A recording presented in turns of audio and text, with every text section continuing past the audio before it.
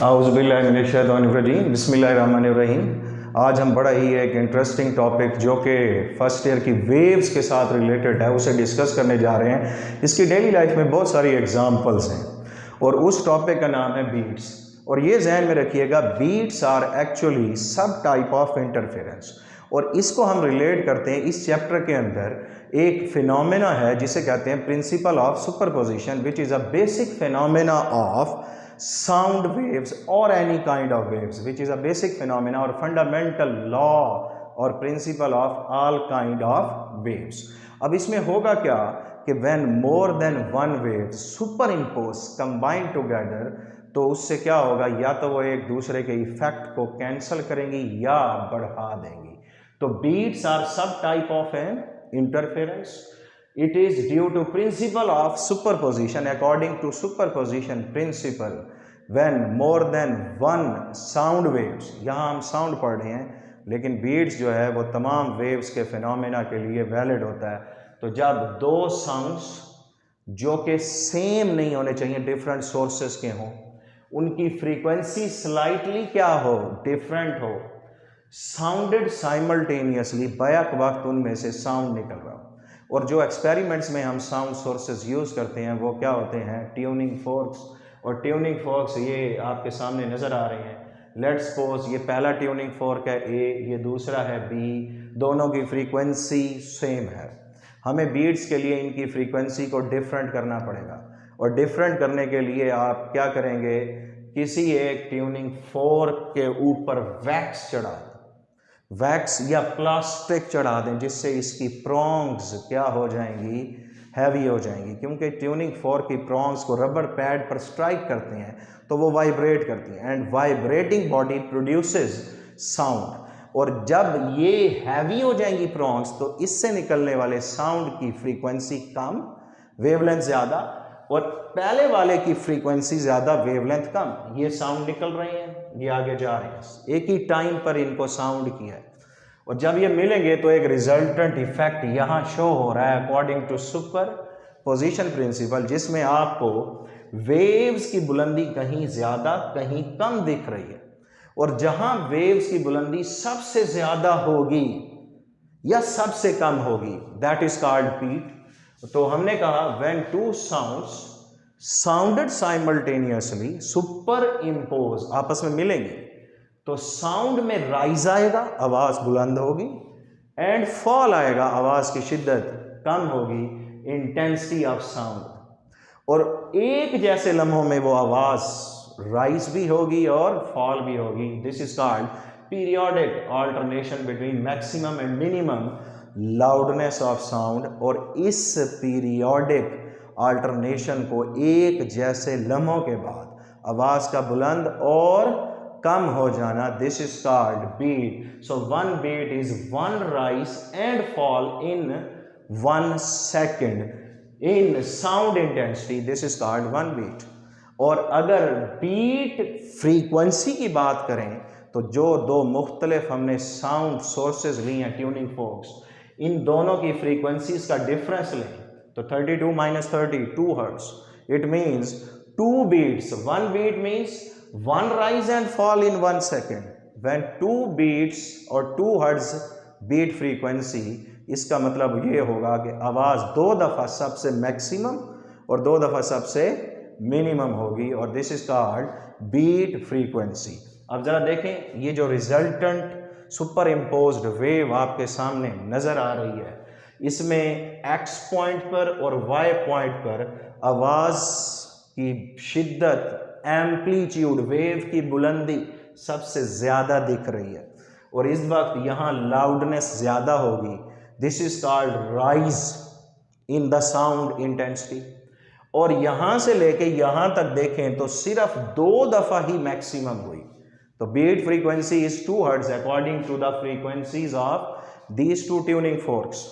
इस वजह से इसका टाइम होगा इन 2 इंस्टेंट्स, इन 2 लाउड साउंड्स के दरमियान 1/2 सेकेंड, क्योंकि टाइम फ्रीक्वेंसी का रेसिप्रोकल होता है।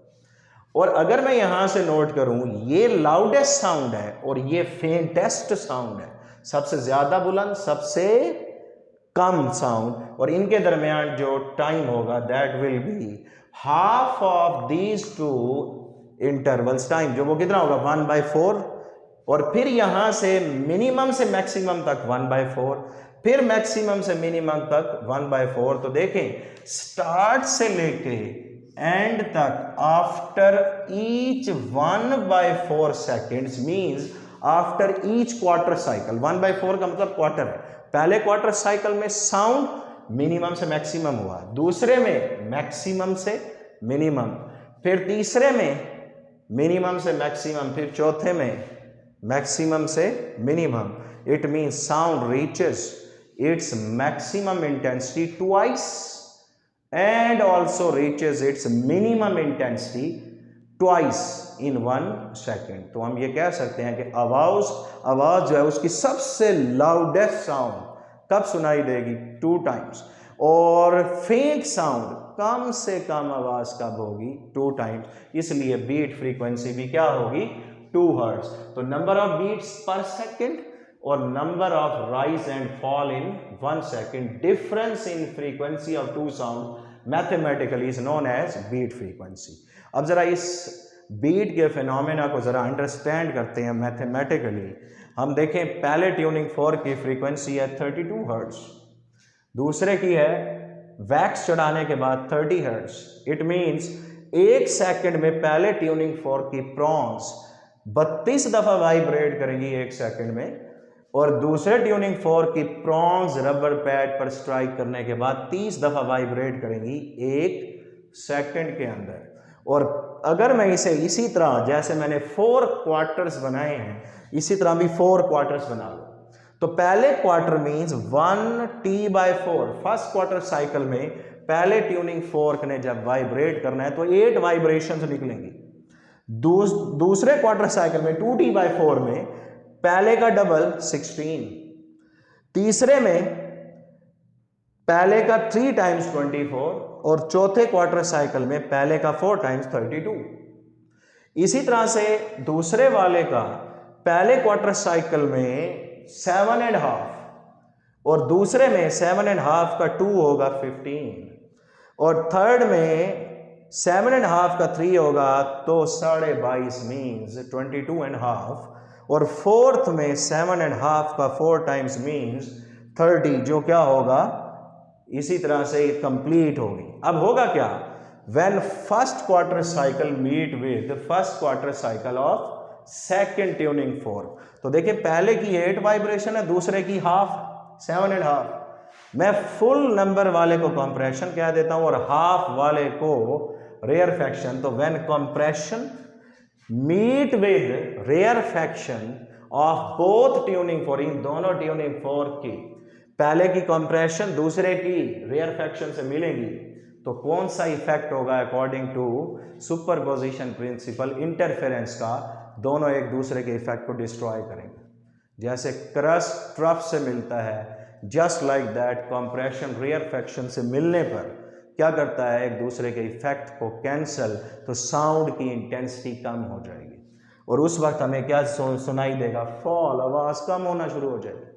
What will happen when second quarter cycles vibration combine with each other?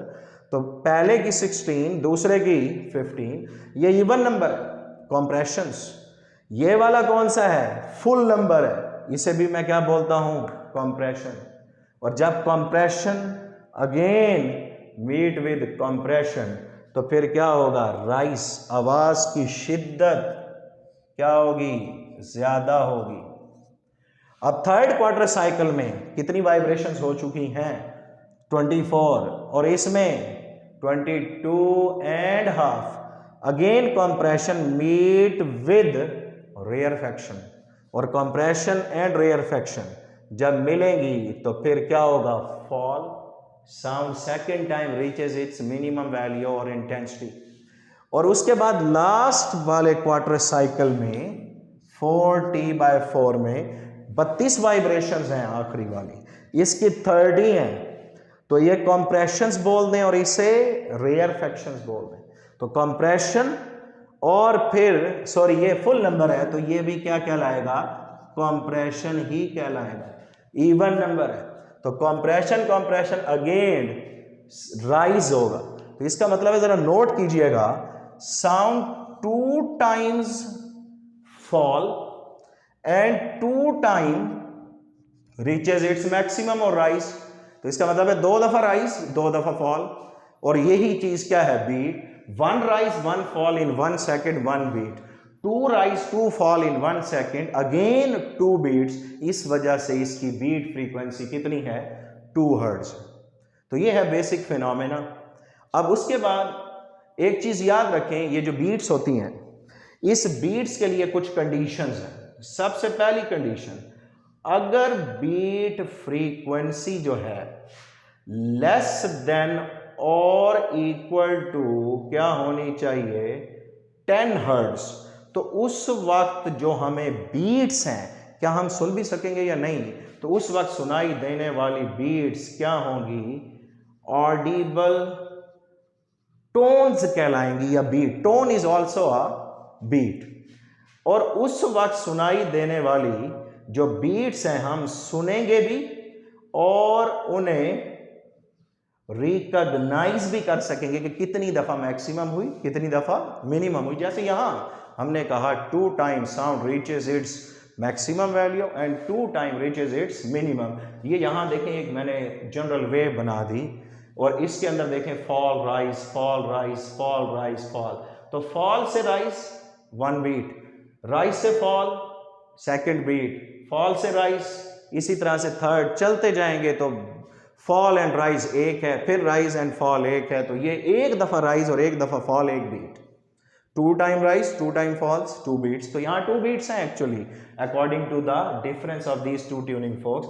तो फिर हमें जो सुनाई देंगे बीट्स, वो हम गिन भी सकेंगे कितनी दफा, समझ भी सकेंगे, सुन भी सकेंगे कितनी दफा मैक्सिमम हुई बुलंदी पर और कितनी दफा मिनिमम हुई। और दूसरी कंडीशन है, अगर बीट फ्रीक्वेंसी 10 हर्ट्ज से ज्यादा हो जाए, तो फिर उस वक्त वो जो बीट्स होंगी, जिन्हें मैंने क्या नाम दिया, टोन्स, तो that will be inaudible tones. शोर होगा, समझ नहीं पाएंगे कितनी दफा आवाज मैक्सिमम बुलंदी पे पहुंची और कितनी दफा मिनिमम हुई है। तो इट मींस उस वक्त सुनाई तो देंगी लेकिन रिकॉग्नाइज नहीं होंगी। और तीसरी कंडीशन, ये जो बीट फ्रीक्वेंसी हमने लिखी है, बीट फ्रीक्वेंसी को अगर मैं उलट लिखूं तो reciprocal of beat frequency is called beat time. और इस बीट टाइम को हम बोलते हैं, this time is called human persistence time of air. क्योंकि हमने बीट्स को सुनना तो कानों से है ना, तो हमारे कानों में समाने वाली जो आवाज की वेव्स हैं, वो कितनी हमारे कान में सलाहियत है उनको सुनने की और समझने की। सुनना समझना फर्क है। अगर आप कह रहे हैं शोर है, तो आप सुन रहे हैं लेकिन समझ नहीं रहे, लेकिन उस शोर के दौरान आपको कुछ लफ्ज समझ आ रहे हैं, तो वो शोर जो है वो बीट्स नहीं है, लेकिन जो समझ आ रहा है वो बीट्स है। मतलब उस वक्त आवाज की फेंटनेस से और लाउडनेस से मिल रही है, मतलब राइज आ रहा है और फॉल भी आ रहा है। और ये ह्यूमन परसिस्टेंस टाइम, अगर मैं कहूं इक्वल टू 10 हर्ट्ज फ्रीक्वेंसी है, तो टाइम होगा 0.1 सेकेंड। इसका मतलब है हमारे कान में, ईयर में सलाहियत है बीट्स को सुनने की उस वक्त जब 2 मुख्तलिफ फ्रीक्वेंसी की आवाज़ें हमारे कानों में उस वक्त दाखिल हो, जब दाखिल होने का टाइम 0.1 सेकेंड और 0.1 सेकेंड से क्या हो, ज़्यादा हो, तो हम सुनेंगे भी और समझेंगे भी। उस वक्त वो जो टोन्स होंगी, that tones are called audible tones. लेकिन अगर यही बीट टाइम लेस देन हो जाए 0.1 सेकेंड से, तो फिर हमारे कान में शोर सुनाई देगा, आवाज में उतार चढ़ाव नहीं आएगा। और उस वक्त जो हम बीट्स सुनेंगे, that will be in Audible, वो आपके पास शोर ही होगा, लेकिन बुलंदी और उसकी मिनिमम होने की इंटेंसिटी को हम नहीं समझ पाएंगे। तो ये फिनोमेना के तहत इसको यूज किया जाता है प्रैक्टिकली ट्यूनिंग में।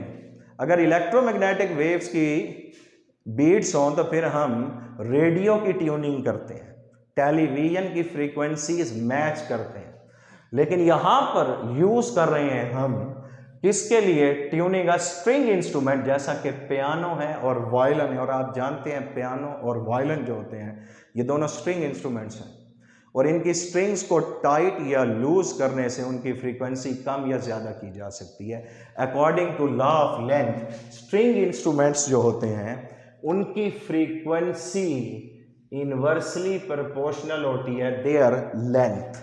अगर लेंथ कम वाला गिटार है या पियानो है तो उसकी जो फ्रीक्वेंसी होगी तारों की ज़्यादा होगी। अब आपके पास सपोज दो ट्यूनिंग फोर्क्स जैसे इंस्ट्रूमेंट है, दो पियानो हैं, एक की फ्रीक्वेंसी आपको पता है, दूसरे की अननोन है, तो आप दोनों की फ्रीक्वेंसी एक जैसी करेंगे तो बीट्स तो ज़ीरो हो जाएंगी, और फिर हम कहेंगे both of these string instruments are tuned. तो उसके लिए क्या करेंगे आप? टाइट करेंगे या लूज करेंगे स्ट्रिंग्स को उस इंस्ट्रूमेंट की जिसकी फ्रीक्वेंसी आपको नहीं पता। एक ऐसी कंडीशन है कि जब बीट सुनाई नहीं देंगी, आवाज़ उतार चढ़ाव खत्म हो जाएगा। जब आप लूज और टाइट कर रहे होंगे तो कभी आवाज़ कम होगी, कभी ज़्यादा होगी, इट मीन्स बीट्स हैं। लेकिन जब बिल्कुल ख़त्म हो जाएगी आवाज़ का उतार चढ़ाव तो फिर उस वक्त आवाज़ें एक जैसी हो जाएंगी, नो बीट्स, फ्रीक्वेंसीज मैच्ड। और जब फ्रीक्वेंसी एफ ए और एफ बी बराबर हो तो डिफरेंस ज़ीरो, और डिफरेंस ज़ीरो तो beat frequency zero, no rise no fall, और उस वक्त हम कहेंगे string instruments are tuned. So this is enough for today's lecture. बड़ा इंटरेस्टिंग टॉपिक है, इसे कम्प्लीटली रिव्यू किएगा, इसकी लेंथ को देख के ना समझिएगा कि ये थोड़ा सा कंफ्यूजिंग है, तो इसको समझने की कोशिश कीजिएगा। Thank you very much.